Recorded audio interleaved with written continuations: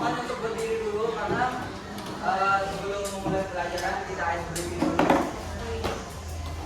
Udah tahu, udah diajarin sama Bu Tuti kan? Udah cukup fokus. Semuanya berdiri.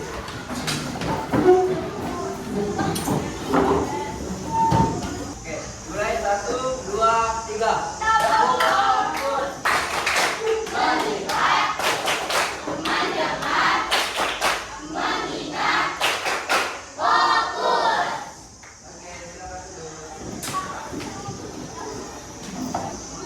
Saya akan ambil dari kalian dulu. Mulai dari Adrian Maulana yang hadir, Amelia Sanina, Andika Prabu. Ada yang belum disebutin namanya? Baik ya. Sebelum kita memulai materi tentang komitmen penerapan tata urutan, kita flashback dulu untuk mengingat materi sebelumnya.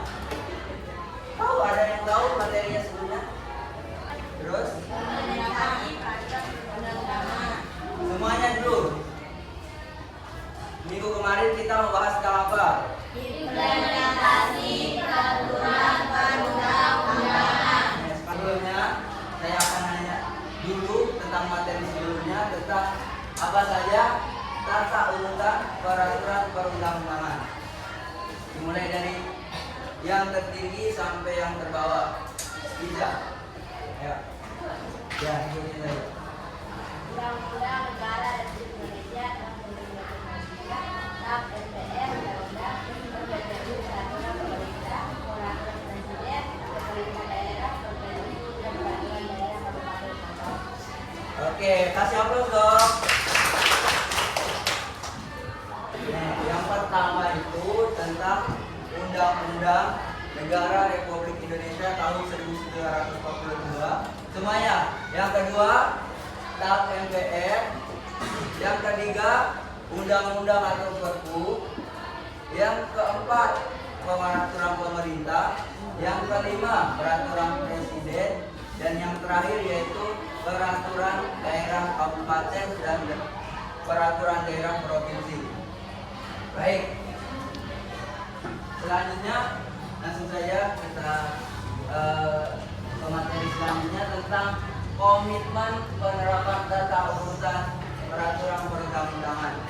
Ada yang mau ditanyain tentang komitmen penerapan? Oke, sederhana. Yang dengerin, apa kedengeran yang jawab? Apa yang dia bermaulah bilang tadi? Ya, komitmen itu adalah tanggung jawab atau janji. Nih, contohnya itu kita kalau sekolah itu punya komitmen. Contoh, kita berkomitmen itu untuk menjaga nama baik sekolah. Terus ada komitmen tentang kita harus rajin belajar.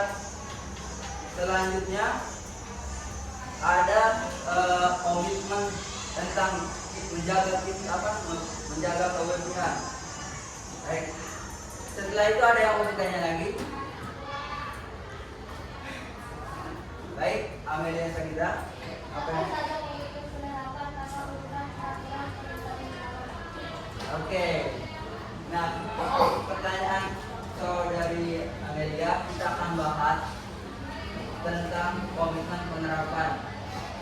Nah, sebelumnya komitmen adalah penerapan tata urutan peraturan perundang-undang atau keseluruhan dalam konsistensi pemerintah, lembaga negara dan warga negara sesuai dengan tingkatan yang tadi yang sudah dijelaskan oleh adik kita yaitu Liza Apriana. Baik, tadi di Undang-Undang Nomor 11 tahun 2011 itu diperbarui ya tentang komitmen penerapan tata urutan. Diperbarui pada Undang-Undang Nomor 15 tahun 2019 dan Undang-Undang Nomor 13 tahun 2022. Apa bunyinya? Ini bunyinya. yaitu mengatur tentang tata penyusunan, pengesahan, pengundangan dan konsolidasi peraturan perundang-undangan di Indonesia. Nah, apa saja sih? Nah, itu pertanyaan dari Amelia tadi. Apa saja sih komitmen penerapan tata urutan peraturan perundang-undang? Yang pertama, bisa minta tolong yang bisa bacain apa yang pertama? Jadian, minta tolong bacain. Baik. Nah, tadi Beliau telah menjelaskan pembentukan peraturan perundang-undangan itu harus terlakukan secara terkoordinasi dan konsisten dengan mempertimbangkan peraturan yang sudah ada sebelumnya dan tidak ada tumpang tindih atau tidak ada keseimbangan antar peraturan. Yang kedua yaitu rancangan undang-undang. Itu dalam komitmen penerapan tata urutan itu harus ada penyusunan, tidak ada pembuatan rancangan undang-undang secara tiba-tiba, harus ada penyusunan, terus itu secara terbuka dan partisipatif. Nah, yang melakukan ini yaitu melibatkan seperti masyarakat, akademisi dan praktisi. Nah, yang ketiga yaitu analisis dan evaluasi. Dalam komitmen penerapan tata urutan ini harus ada analisis dan evaluasi ya, karena setiap pembuatan undang-undang itu harus ada masalah dulu, seperti kenapa sih adanya peraturan tentang MBG, peraturan tentang waktu sekolah itu karena ada masalah. Contoh ya MBG, yang kita tahu sebelum ada MBG, saat sudah siang hari siswa itu udah lapar, jadi belajarnya tidak fokus. Jadi adanya MBG dan pembuatan undang-undang itu sesuai kebutuhan masyarakat. Nah, selanjutnya yaitu pengawasan dan penegakan hukum. Itu pelanggar peraturan perundang-undang harus secara tegas, adil dan tanpa pandang bulu. Nah, maksudnya di sini itu pengawasan penegakan hukum itu tidak pandang bulu.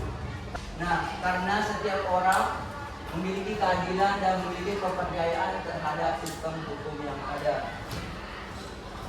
Baik, yang selanjutnya yaitu komitmen penerapan tata urutan peraturan perundang-undangan. Baik. Nah, maksudnya di sini itu contohnya penerapannya itu dalam peraturan daerah nomor 32 tahun 2009 yang bertujuan tentang perlindungan dan pengelolaan sampah, di mana semuanya bisa diam dulu, karena pemerintah daerah melihat kondisi lingkungan di NTB itu mungkin kurang baik, jadi adanya peraturan karena ada masalah. Peraturan daerah ini berkomitmen menjalankan hukum secara tata urutan dan tidak membuat peraturan yang bertentangan dengan undang-undang ini. Next, yang kedua yaitu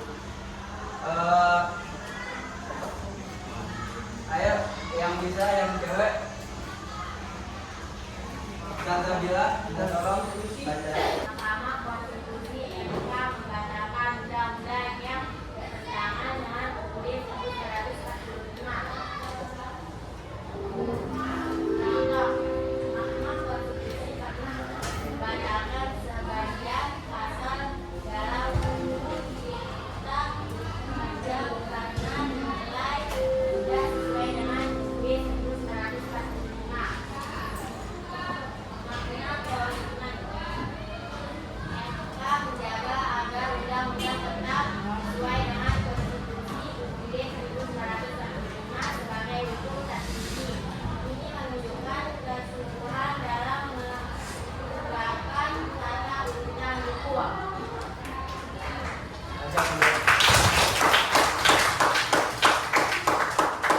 Baik, Mahkamah Konstitusi ini memiliki tugas tuh apabila ada undang-undang sesuai dengan Undang-Undang Negara Republik Indonesia.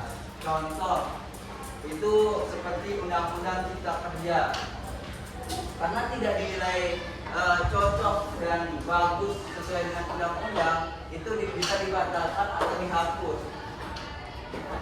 Nah, apa sih komitmen Mahkamah Konstitusi ini agar undang-undang tetap sesuai dengan Konstitusi Undang-Undang 1945 sebagai hukum tertinggi di Indonesia. Ini menunjukkan kesungguhan dalam menegakkan tata urutan hukum. Selanjutnya yaitu tentang nomor 3, pemerintah menetapkan peraturan presiden berdasarkan undang-undang. Nah, di sini presiden, contohnya itu presiden mengeluarkan peraturan presiden nomor 87 tahun 2017 tentang penguatan pendidikan karakter yang merupakan pelaksanaan dari Undang-Undang nomor 20 tahun 2003 tentang sistem pendidikan nasional. Di sini apa sih komitmennya, yaitu peraturan presiden ini dibuat tidak sembarangan karena ada masalah tentang pendidikan karakter yang belum baik.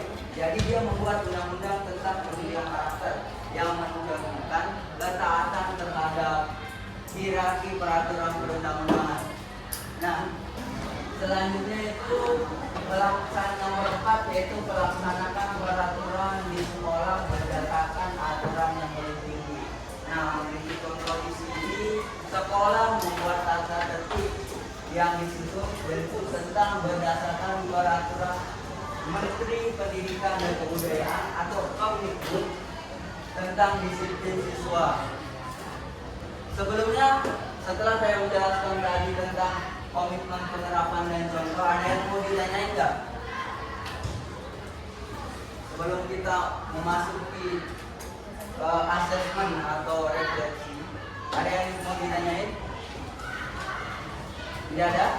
Berarti sudah mengerti? Kalian belajar dulu deh. Bukunya dibuka, dibaca dulu tentang komitmen penerapan tata urutan. Ayo semuanya, udah cukup? Sekarang saya akan kasih kalian soal dan silakan jawab tentang materi tadi.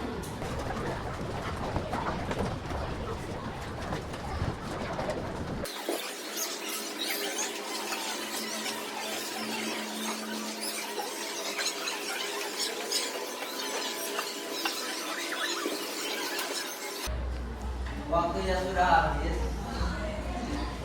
Sekarang ada yang mau menjawab pertanyaan nomor 1? Nah, yang tidak mau sekarang saya sebut. Ada yang mau menjawab, silakan maju depan.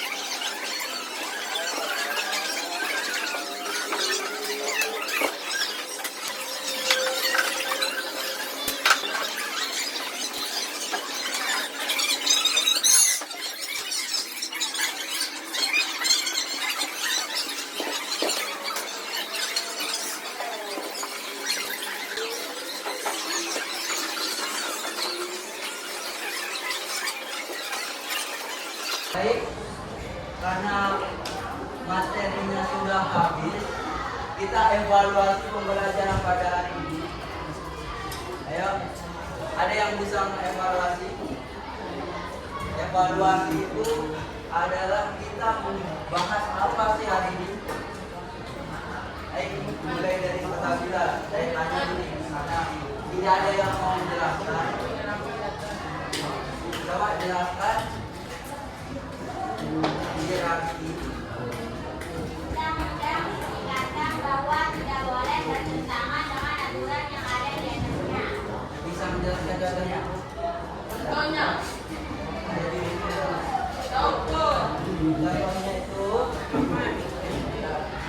contohnya itu tidak boleh ada peraturan daerah yang daerah kabupaten itu bertentangan dengan yang nomor satu itu. Yang pertama udah benar, yang kedua udah benar, yang ketiga itu bukan undang-undang dasar ya, tapi nomor tiga itu undang-undang atau perpu atau peraturan pemerintah mengganti undang-undang. Nah, sedangkan nomor empat yaitu peraturan pemerintah berizin oleh peraturan provinsi. Yang kelima yaitu peraturan presiden. Dan yang terakhir yaitu perda provinsi dan perda kabupaten. Apakah jawaban nomor 2 sudah benar? ya. Coba semuanya nomor 2 jawabannya apa?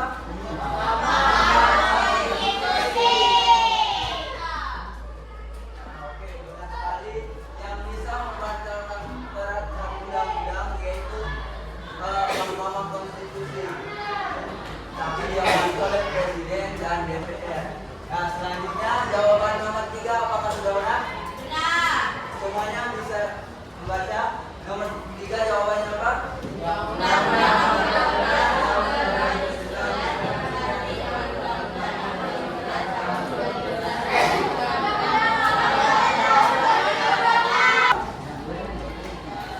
Terima kasih. Coba komitmen apa? Baik. Yang cowok, semuanya yang cowok. Hari ini kita mau pelajari materi tentang apa?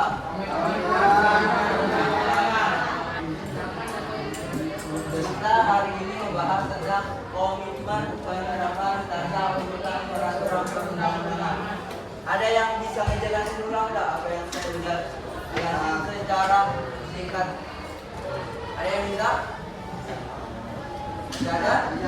Saya jelasin ulang ya. Evaluasinya itu yaitu yang pertama beberapa komitmen penerapan peraturan perundang-undangan, yaitu dari pembentukan peraturan perundang-undangan. Yang kedua yaitu penyusunan rancangan undang-undang. Yang ketiga yaitu analisis dan evaluasi. Dan yang terakhir yaitu pengawasan dan penegakan hukum. Baik, untuk tugas hari ini karena materinya sudah habis, saya akan memberikan kalian tugas. Coba ceritakan apa saja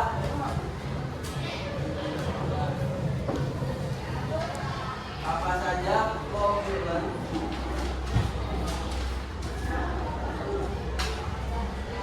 yang kalian laksanakan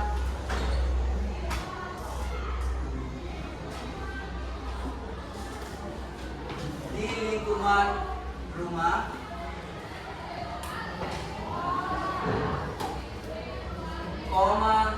lingkungan sekolah,